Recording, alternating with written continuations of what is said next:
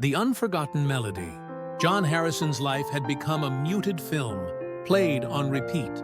5 years into retirement, his days were a stark contrast to the passionate dreams of his youth.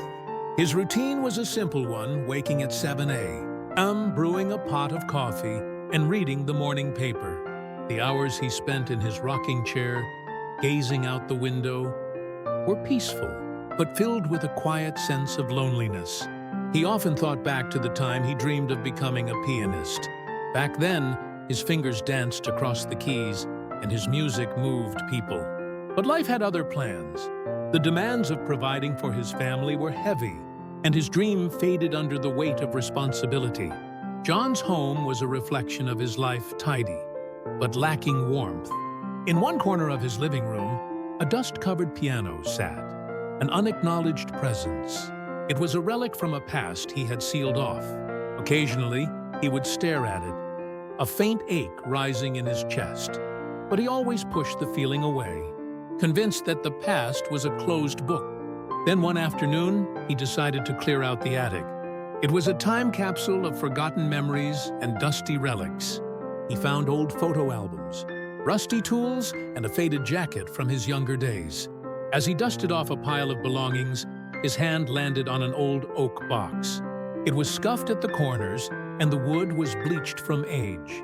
He gently carried it downstairs and placed it on the floor. As he opened the lid, a scent of old paper and dust filled the air. Inside were the things that had shaped his youth. His worn sheet music, black and white photos, and a leather-bound journal. The photos showed a young John with a vibrant fire in his eyes. He was a stranger to the man he was today. A tear welled up as he looked at his younger self. He carefully opened the journal. Each page held his hopes, passions, and dreams for the future. He was face to face with the enthusiastic, pure version of himself. As he turned to the last page, one sentence caught his eye. "The moment you give up isn't the end. It's the beginning of your real life." It was his own handwriting. He was shocked to see those words.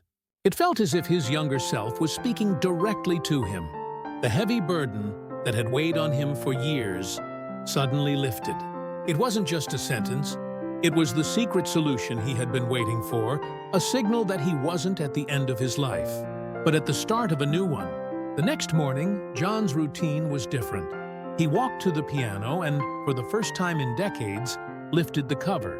The keys were discolored, and his fingers felt clumsy.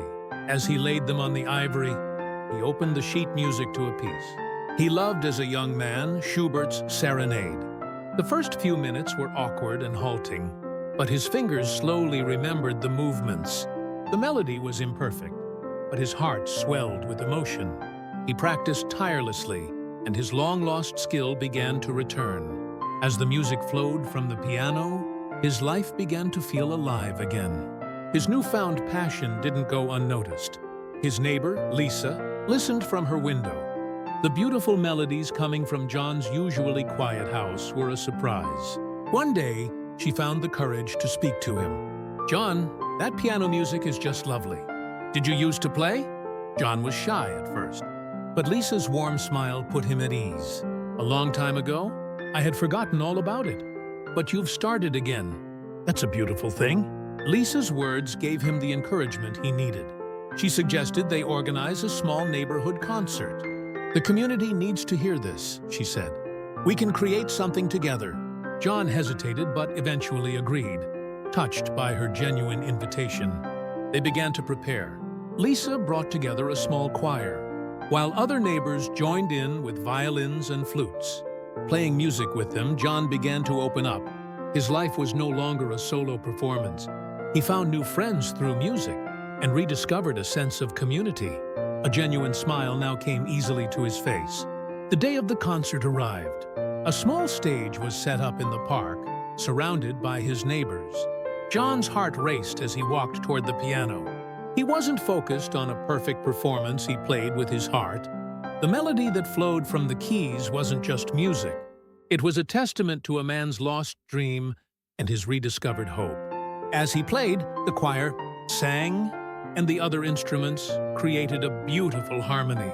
The audience was captivated. When the final note faded, A wave of applause erupted. Tears of joy streamed down John's face. After the concert, John's life was changed. He played the piano every day, sharing his music with his neighbors. Through his rediscovered passion, he found purpose again.